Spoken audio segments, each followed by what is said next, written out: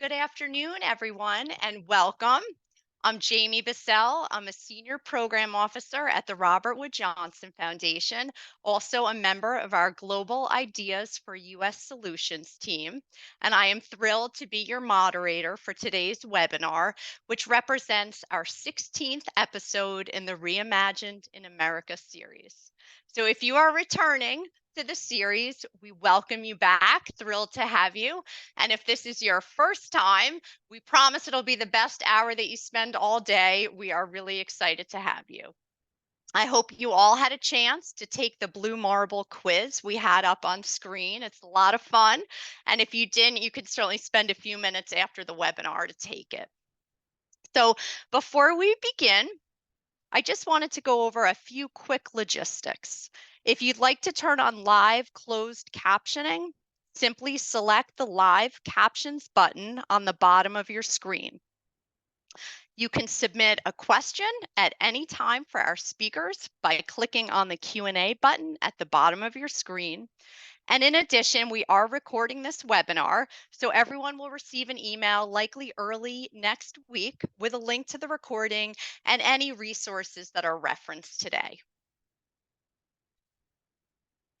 So before I jump in with some background on our topic, I wanted to take an opportunity to recognize that my work home, the Robert Wood Johnson Foundation in Princeton, New Jersey, is located on the ancestral lands of the Lenape people, also called Lenni Lenape, who were forcibly removed from their land and relocated west and north. As we begin this event, let's take a moment to honor the original caretakers of this land, recognizing the histories of land theft, violence, erasure, and oppression that have brought us here.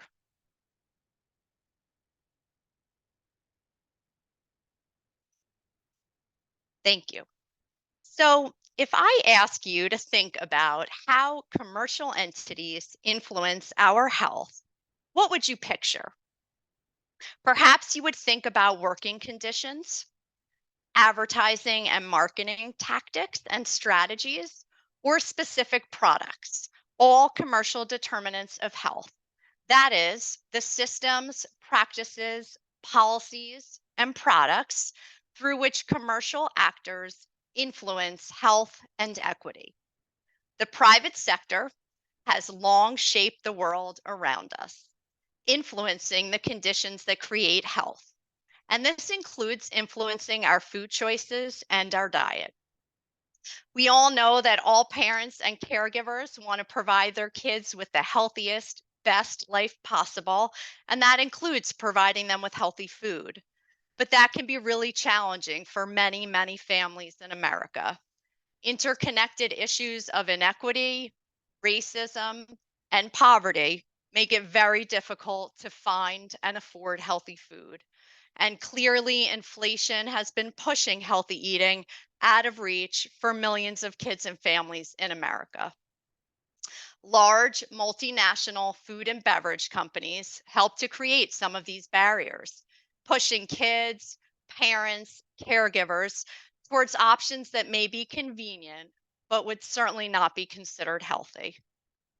Food and beverage companies spend almost $14 billion per year on marketing and advertising.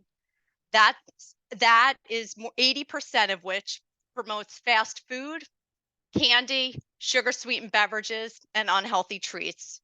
These efforts are so successful that more than 60% of the calories consumed in the US are from processed or ultra processed foods, which we know increases a person's likelihood for things like type 2 diabetes, hypertension, and obesity. And yet, across the globe, we're seeing nations develop approaches to really push back against inequitable corporate policies, including marketing practices. Food policy examples from around the world aim to safeguard the public from industry interference and work towards advancing health equity. Just to give you some examples, The United Kingdom recently passed comprehensive food marketing regulations, which include a ban on all paid advertising of unhealthy food products in the online space. Chile was one of the first nations to adopt a mandatory front of pack labeling policy over a decade ago as part of a broader law to limit the consumption of unhealthy foods.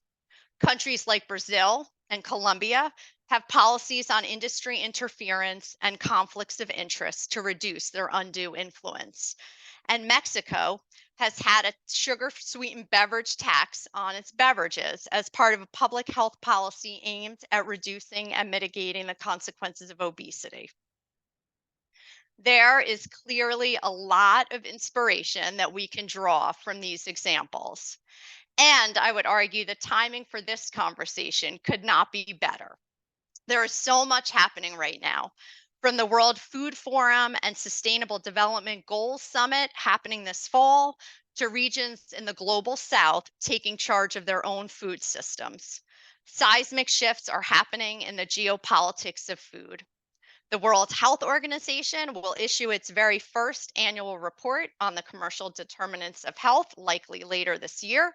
It will also be releasing a new report on digital marketing related to food products. And the central importance of the commercial determinants of health in health equity was lifted up and illustrated in this past spring's Lancet series. So today I am so grateful to have two amazing, brilliant colleagues and speakers to share what we can learn from the world to help shift food policy and marketing practices towards racial and health equity. But before I introduce our esteemed speakers, we always like to begin with a few questions that we pose to our audience. So we have three questions which you should see on your screen momentarily, and I'll ask you to take a look and click on your answers. Our first question is, what do you feel is the greatest threat to our collective well-being and health of our food system? And we ask that you check one, and we'll give you a few moments.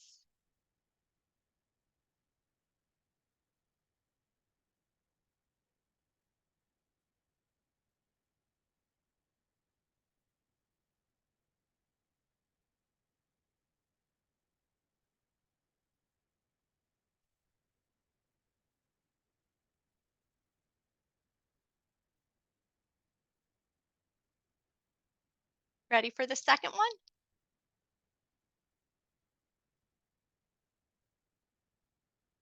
So I'm hoping you see the second question, which is, what do you feel is the most important benefit equitable food and beverage policies would bring to your community? Again, check one.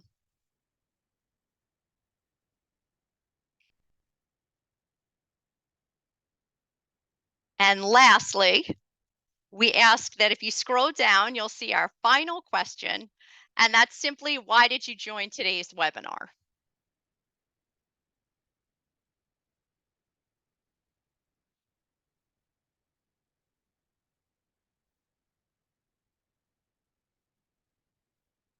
Okay. Kyle, you let us know when the results are ready. Sure thing. We're at about 60% responding right now, so I'll leave the poll up for another 20 seconds or so. Okay, sounds great.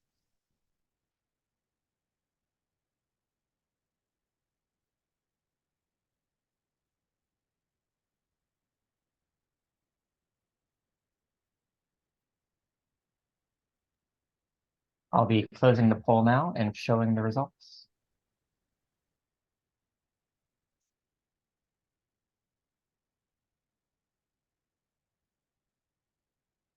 Great. So it looks like there is some consensus here. It looks like most of you feel like the greatest threat to our collective well-being and the health of our food systems lies within all of those answers. So that was at, yeah, almost 50%. Great. Second question, Ryan?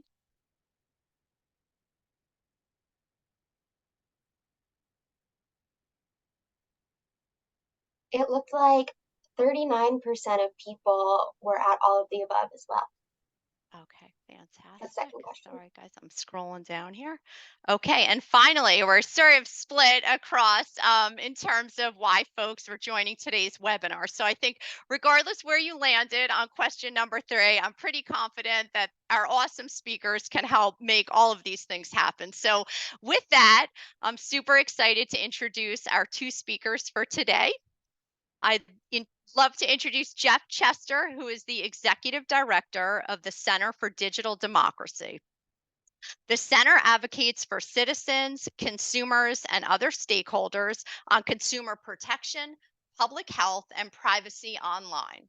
Jeff's been working on public policy and the digital media since the early 1990s, focused on the ways data driven digital marketing influences the decision making of individuals, communities, and voters.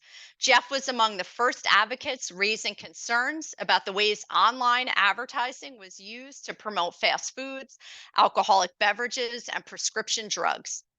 A former investigative reporter, filmmaker, and psychotherapist, Jeff Chester received his MSW from the in community mental health from UC Berkeley.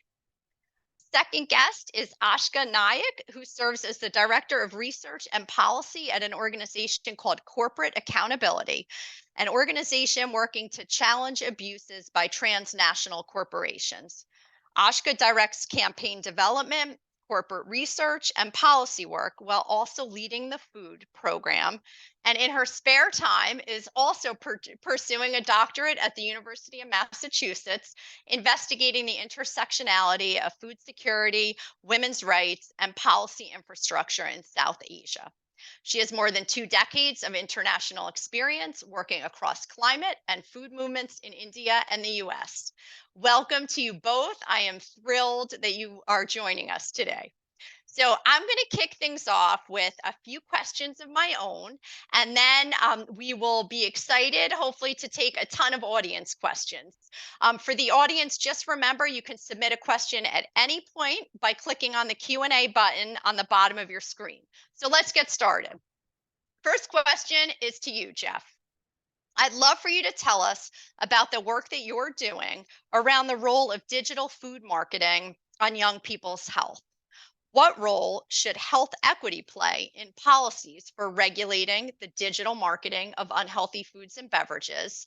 And finally, can you give us a sense of your vision for what an equitable digital marketplace looks like?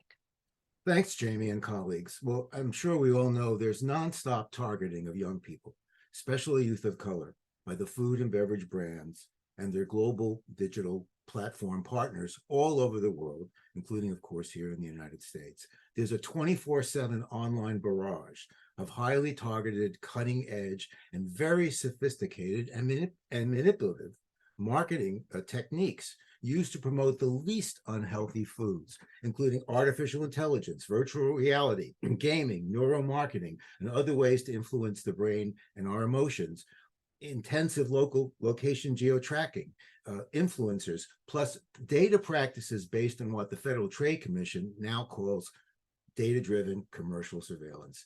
Case study after case study from these food and beverage marketers, which we gather and analyze, show these campaigns, which I said operate in the United States and worldwide, have tremendous impact. In fact, it's not about the advertising budgets anymore. Very little money can be spent to online that will bring millions and tens of millions of viewers and promote sales. These cases reveal online marketing as a key contributor to our obesogenic environment, as well as the shameless targeting, in my opinion, of Black, Hispanic, and Asian American youth.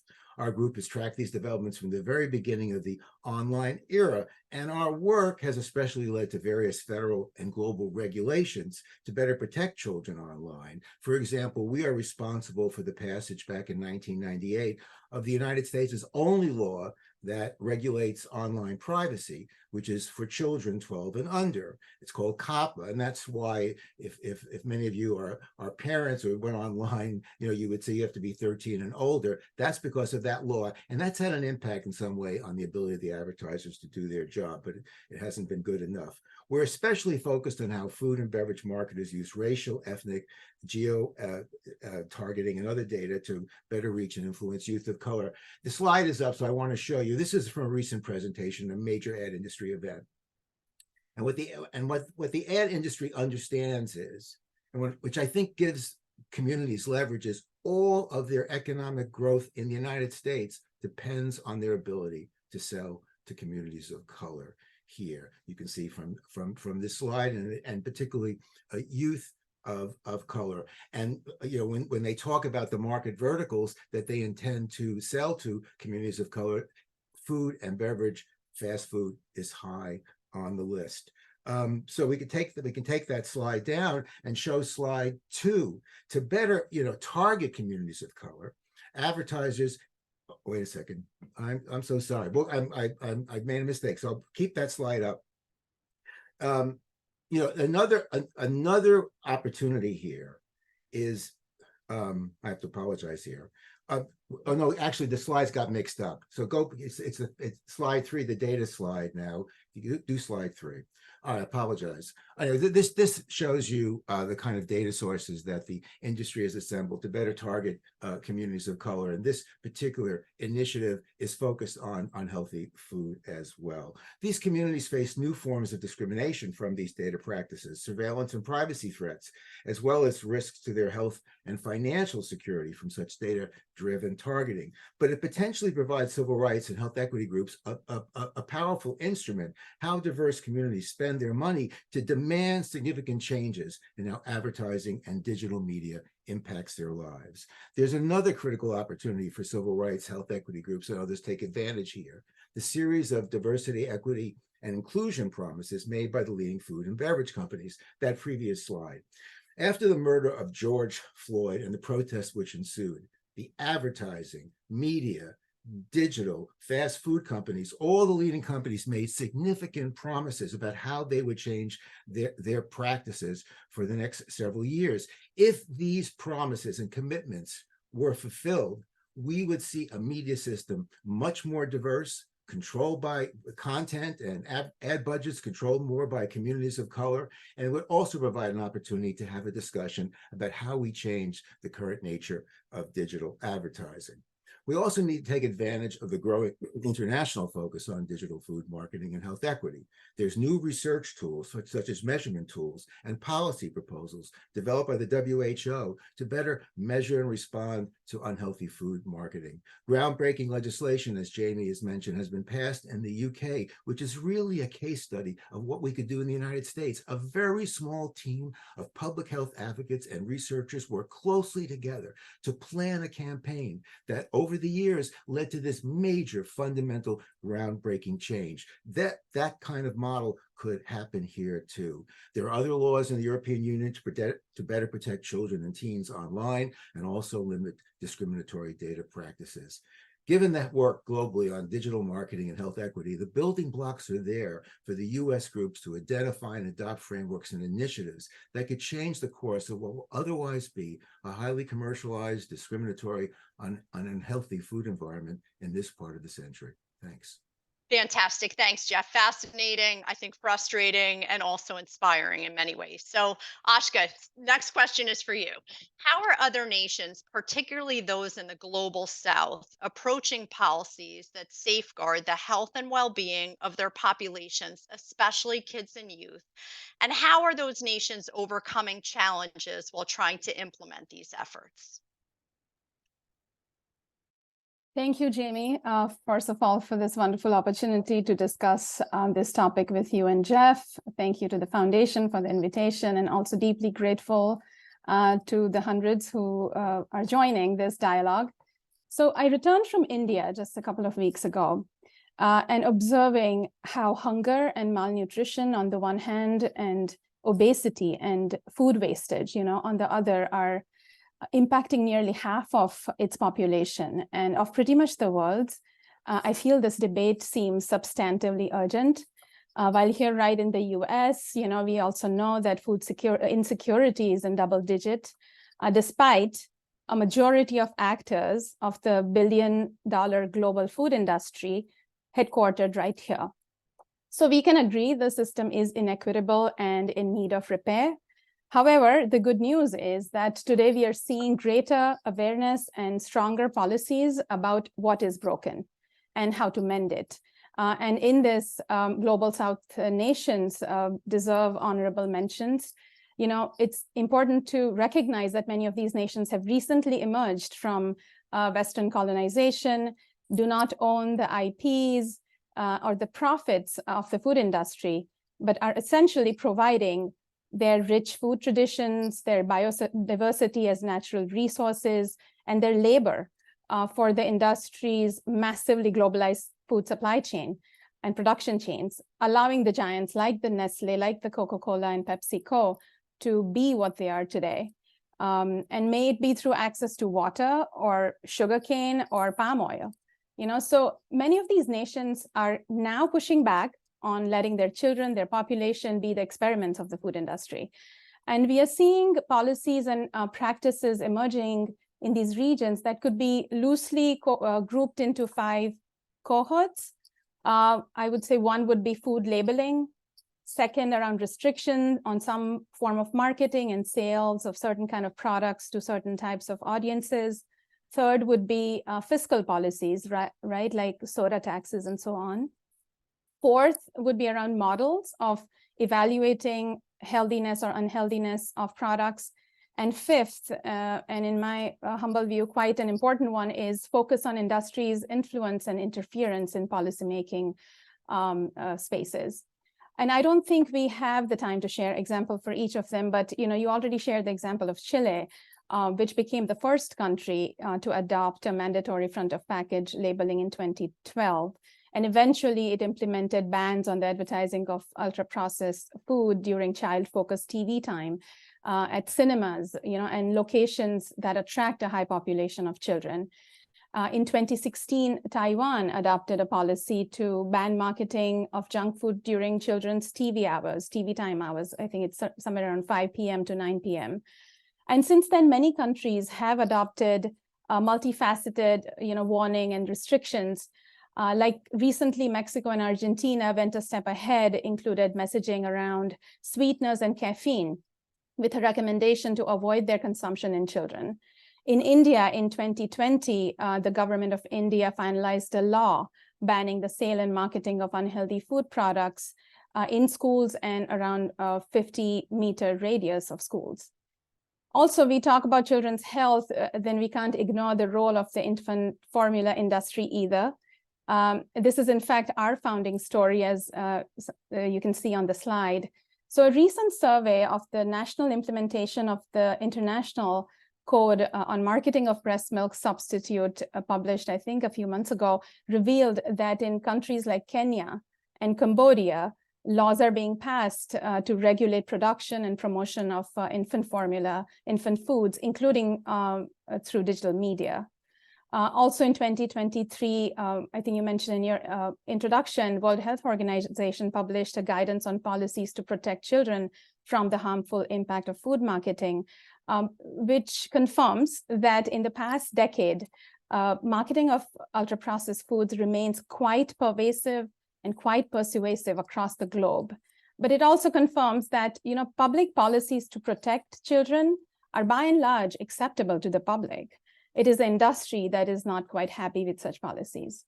So, policies remain one side of the coin, but public awareness or social movements is sort of the other very critical side, especially in global South countries. For example, in East Asia, campaigns like Fix My Food, which is run by youth in, I think, 8 countries from Fiji, Mongolia to Vietnam and Solomon Islands, is sort of taking deeper roots. And so there are many lessons to learn for the US through each of this example, but also to be a positive model, that others can reference in the future. Thanks, Ashka, so much. Terrific. And I'm really glad that you elevated the social movements piece. So this next question I'm going to pose to both of you guys. Ashka, we'll give you a break, so I will start with Jeff. Experts and public health organizations have called for the adoption of public policies for better protecting against negative commercial determinants of health. So, Jeff, how does your work facilitate broader change in that corporate ecosystem to advance industry accountability for racial and health equity? Well, as I said earlier, we closely track the digital media industries writ large, especially the advertising and marketing piece in the United States and worldwide. With thanks to Robert Wood Johnson Foundation, especially. So thank you. With the food and beverage market, we make all this information. We analyze this information, understand what the system is doing, what the threats are, where the system is going, and we make this information available to policymakers, especially the Federal Trade Commission, which we've had a long-term relationship with since the early 1990s, as well as journalists, academics, and other and NGOs. And we try also to sound the alarm. For example, when we uncovered a case study and of a campaign by a leading US-based quick service restaurant chain that said openly, we were losing multicultural youth. We were losing youth of color. So we had to figure out a way, how can we better target them? They came up with a campaign, which is still in process. But the first part of that campaign resulted in cheeseburgers and French fries being sold out overnight at local franchises, and the company's share price reaching a new high. And indeed, they secured their multicultural youth, what they call multicultural youth market focus. This kind of information, where the industry itself repeatedly, over and over again, and frankly, in the United States and across multiple markets and across various industries, so it's not just food and beverage marketing, the picture is often the same. These case studies document how effective the fast food companies are in relatively taking small amounts of money and selling tremendous amounts of the most unhealthy food to the communities who really bear the burden in terms of their health.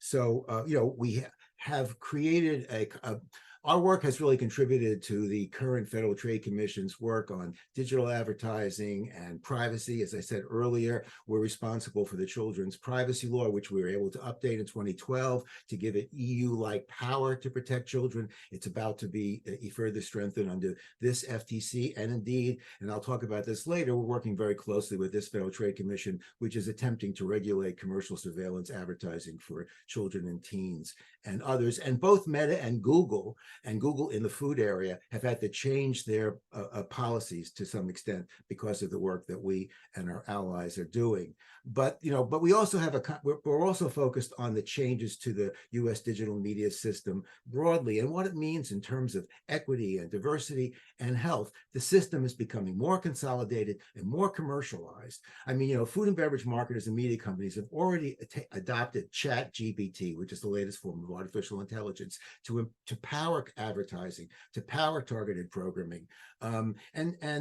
If we do not intervene now in our media system, if we don't place the issue, health equity and diversity and public service as values, as this media system becomes under the control of fewer and fewer companies with advertising and marketing and data collection as at its principal core, then we will lose something very, very critical here in the United States.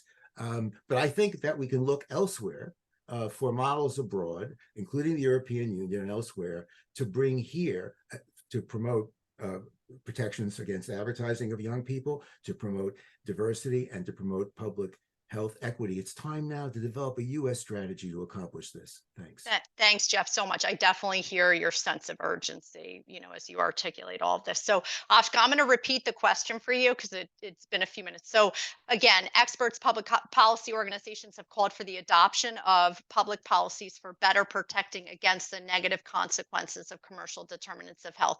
Can you talk specifically about how corporate accountability helps to sort of broker and facilitate that kind of change in the corporate ecosystem to advance industry accountability towards health and racial equity?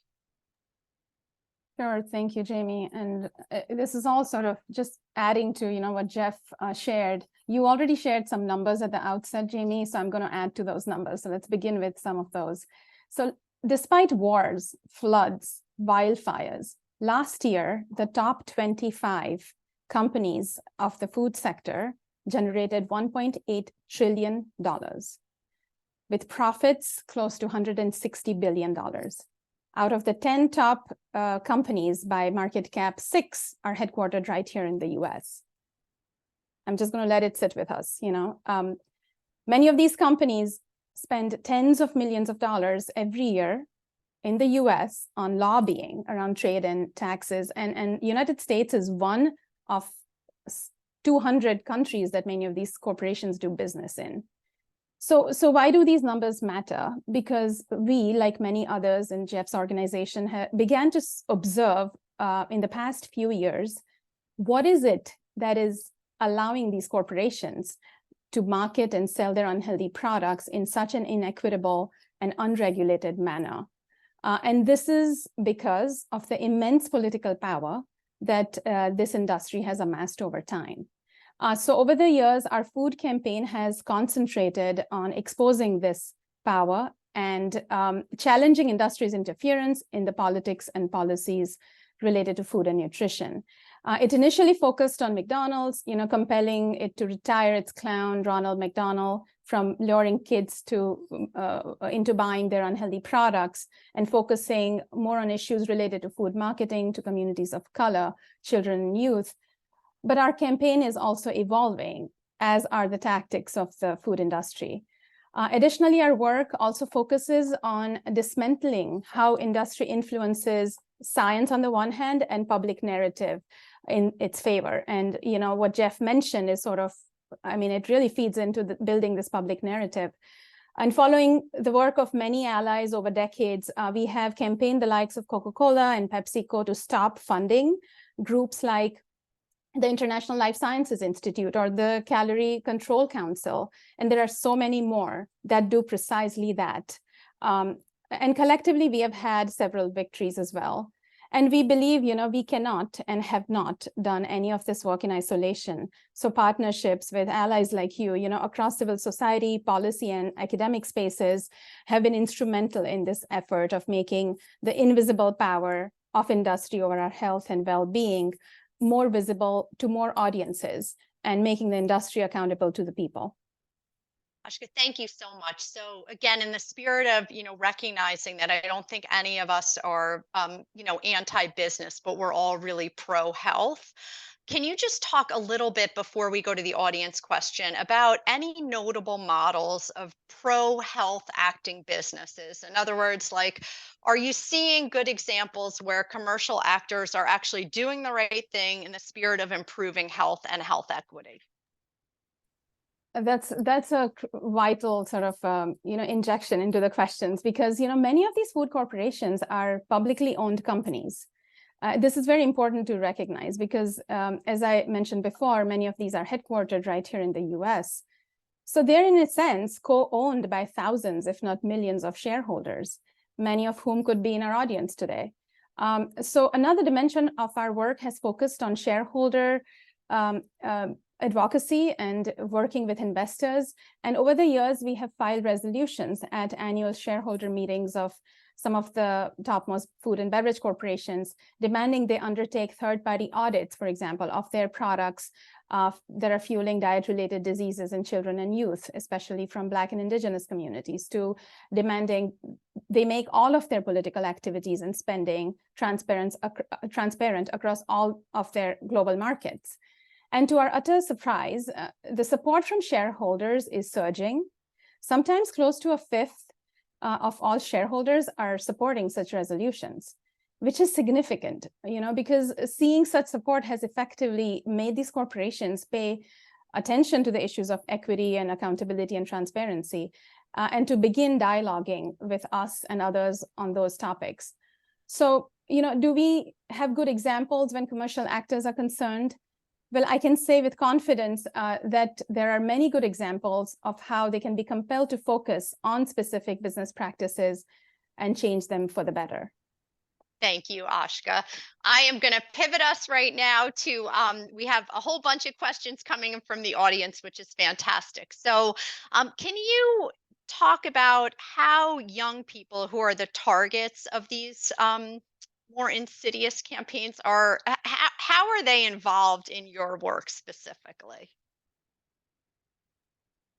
I mean, you know, we represent the interests of young people, per se. We don't work closely with young people because we're a small organization. But what we do, which unfortunately very few people do, is we examine the machinery that the food and beverage companies, which include the retailers and Google and Facebook, the platforms, how they package their products to hone them to target young people, including youth of color. I mean, it's basically the marketing research industry, which in today's online era includes, panels of millions and millions of young people, so they can really understand how these young people react and then make the advertising work effectively. And we take that data and we give it to regulators. So I guess my answer is we work on behalf of young people, but we don't work closely with young people. Thank you, Jeff. Ashka, what about you? So I would say that much of our work is for the young people, because I do believe we owe them, a lot of change before, we sort of retire from our active lives. So systemic changes, but also sort of changes in how, they can determine their own future. And I believe that, I'm a mother of 2 children, and in our organization also, there are a lot of parents, and we have actually actively engaged young people in our campaigning. And I just mentioned the shareholder advocacy, and I'm not sure if the next slide, I think we were going to put it, but you'll see the young children, demanding responses from corporations, parents group, activated by children's demands, schools. For example, I'm going to refer to an example of a specific corporation later, but how schools are being oftentimes used as marketing platforms for corporations. I think young people have, in their own sort of scope and ecosystem, have tremendous opportunity to really call these things out publicly and collectively. We are seeing, in fact, the example I shared in the East Asian, these are all young people, youth, college kids or school kids that are getting together to demand healthier environments and to really regulate commercial determinants, working with legislators. So I think it interlaces with young people, but the political power is where I think the focus of our campaign has been lately. And yes, we can still do a lot directly with children on that regard as well. Great, Ashka. So I think you started getting at this, Ashka. The next question was, how can U.S. communities, organizations, policymakers, funders like us really shift food policy and marketing practices and really begin to push back against these inequitable corporate practices? So Jamie, I think with the economic power centered in the US around food industry, the country has a very unique role to play. We need to recognize that, not only as a member of the global community, but also as a model that invariably many other regions will follow to structure their economic and policy schemata. Equally important is the reckoning of where Americans find themselves today, with food insecurity on the one hand and exploding diet-related diseases on the other. But Americans don't have the constitutional right to food either, as countries like Brazil, South Africa, India now do have. Also, there is a lot of corporate money, as we saw in politics, but polls have shown repeatedly that nearly 70% of voters want to limit or actually remove corporate money from politics. So, first and foremost, I feel that policymakers and activists here must steal this opportunity to ensure that the food industry does not have a pronounced sway on policymaking. Institutions like the USDA, the FDA, HHS, and others should be free of industry interference. And engagement with the industry should be prevented altogether, especially when policies that affect industry's business and profits are under deliberation. As you may be aware, some of us have raised flags around the process of developing the dietary guidelines for Americans for this precise reason. So keeping food industry money and influence out of politics also means, stronger laws around conflict of interest and curbing sort of revolving doors between the industry and public office. And of course, federal policies that educate masses about the harms of ultra-processed foods, not only on humans, but on ecological health, are vital, may it be strict front of package labeling regime. At more of a community level, as those we saw take shape in several global South countries around banning unhealthy food and advertising, in schools, in public institutions, awareness and action-oriented campaigns to cultivate healthier food environments that engage a wide cross-section, including children, youth, of population is critical. A stronger implementation of policies like good food purchasing policy, which can ensure that procurement decisions are made centering equity are critical. And Jeff's work is immensely urgent because much of the digital world remains unregulated, even in the global South. So all in all, it is time to stop offering social license to the food industry so that the likes of McDonald's can, not enter schools with McTeachers Nights, as charity events, which clearly are marketing strategy to attract even more kids to unhealthy products. And, I'm not sure how Jeff feels, but it sometimes feels to us that we are playing a game of whack-a-mole, right? We work on this issue on commercial determinant here, and we see inequities emerge there. And I think this is exactly why, in tackling these issues, what is required is global cooperation, in which the US is not too late to join and emerge as an effective model of nation, of communities that really prioritizes its health of its people and the planet over everything else. Great, Ashka. I love sort of that vision. Jeff, if you certainly can add here, we have a ton of audience questions. So I have a bunch of additional ones that I'd love to post to you, but I don't want to cut you off if you want to respond specifically here or jump into something else. To say, I totally agree with Ashka that there's a global infrastructure in place now. Global and regional public health entities, organizations, researchers, initiatives, and the US is kind of a laggard, I hate to say that, in terms of really addressing unhealthy food marketing in the digital context. I just want to say that, I think more information is also necessary. All the food and beverage companies, all the retail companies are now big data companies. And that affects everything they do, from the products they order to who gets what product to what gets marketed to. The public has no idea, and many policymakers have no idea about how these companies have transformed themselves to be, in essence, mini Googles and mini Metas. Fascinating point. So, Jeff, many of these companies will likely say, hey, this is an individual personal responsibility issue. This is an individual choice matter, and that people can always choose not to eat this, not to use this product. And so how do you respond to that? Well, I was going to say earlier, the marketers, you asked for good examples, and I really can't give you very good examples. The marketers have no incentives to offer advertising and in a different way, because the model in the United States, with the exception of the Children's Privacy Law, which is limited, is complete collection of data, the use of all of these very powerful tools that I described earlier, including neuro research to understand how to craft a message for specific individuals, specific groups, and get that message to resonate in people's emotions and subconscious.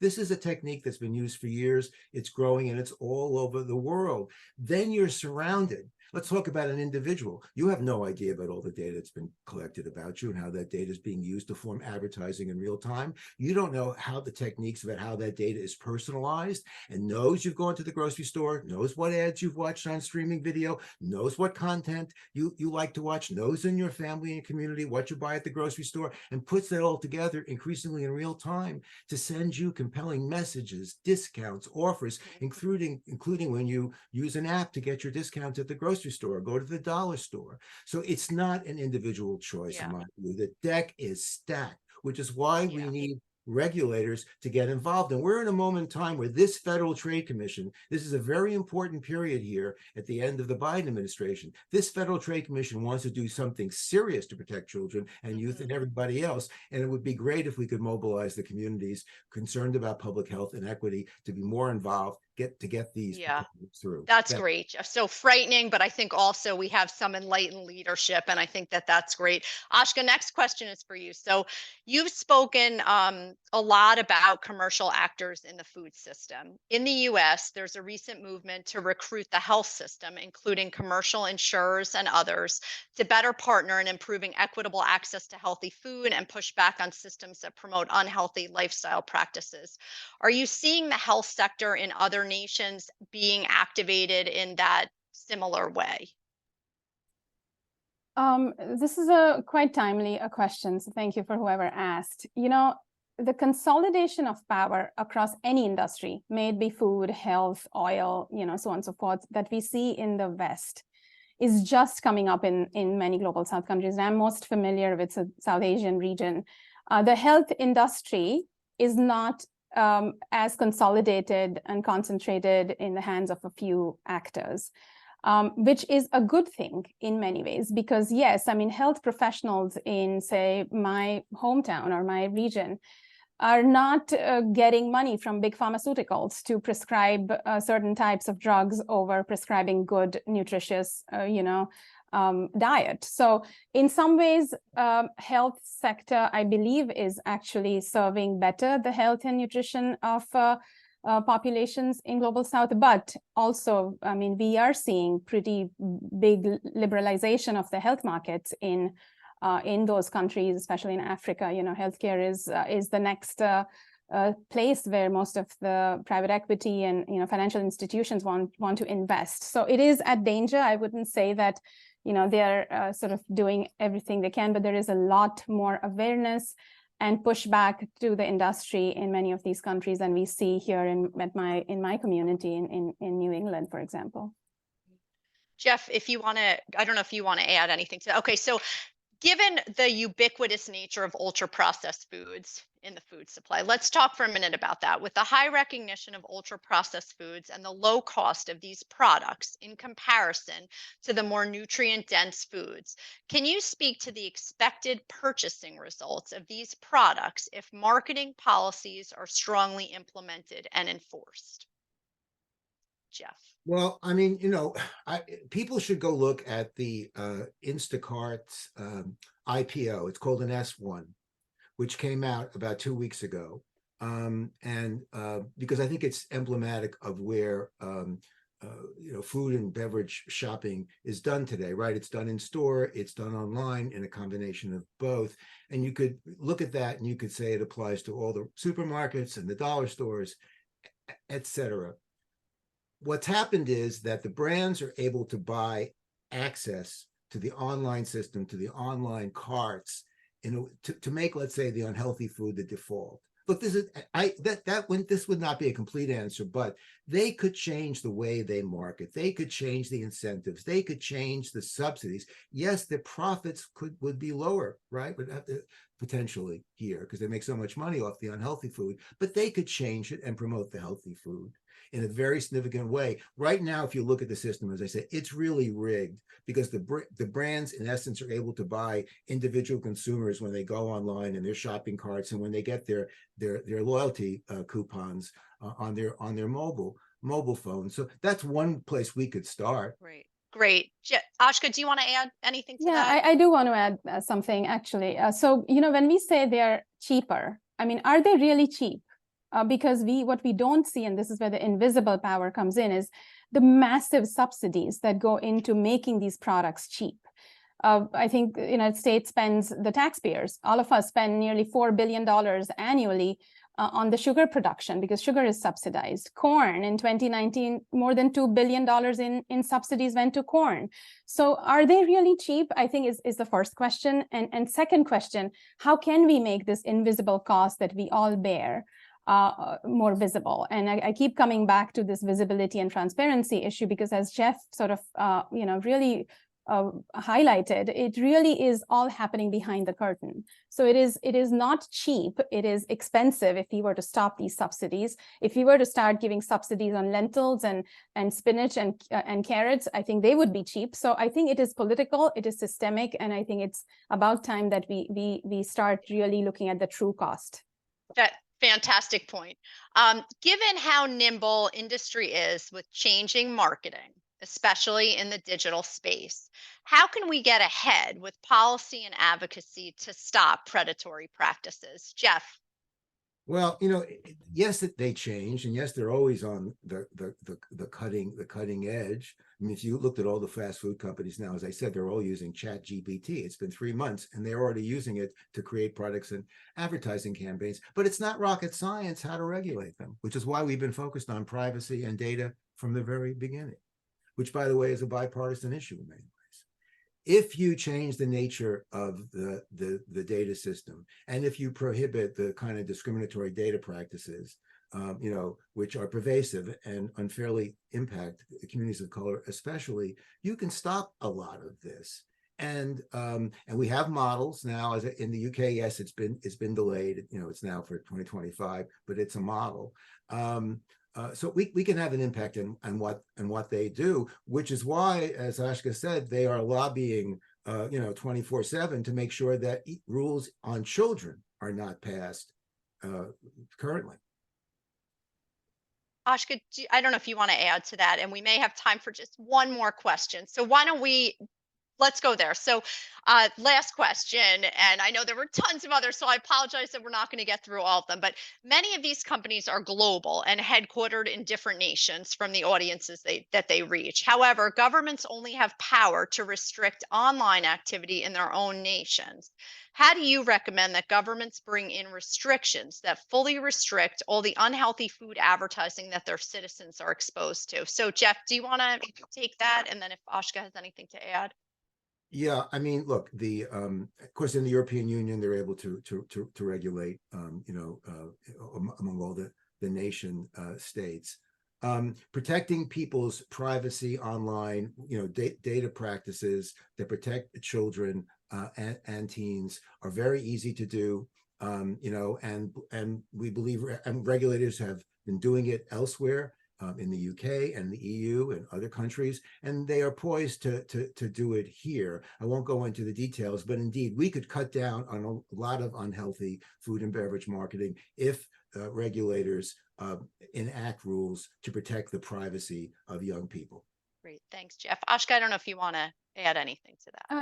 I think what Jeff said is critical, and also like the digital world is just so all pervasive. But there is an issue here because this is what we call extraterritorial responsibilities of corporations.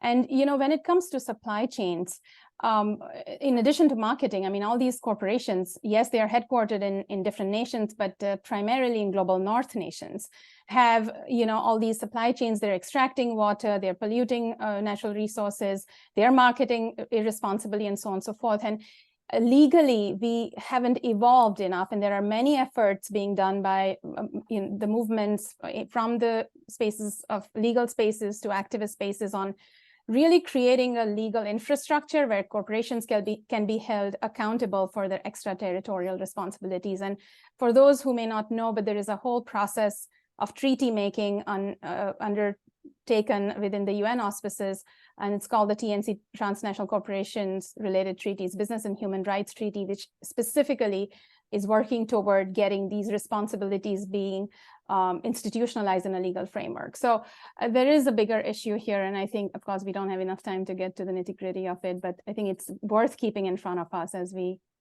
take the next steps. Great. Ashka, thank you guys so much. This was a totally spirited conversation, tons of engagement from the audience. I'm sorry that we're not going to get to everybody's great questions, but we do want to turn it over to the audience for a question that we like to pose at the end. So I'm looking on the screen. Okay. So again, we have a question for all of you. Please drop your response to this particular question in the chat, and I will share a few. As you reflect on what you just heard over the past hour, what gives you hope that there can be a day when government, commercial actors, civic society all put health and societal well-being first?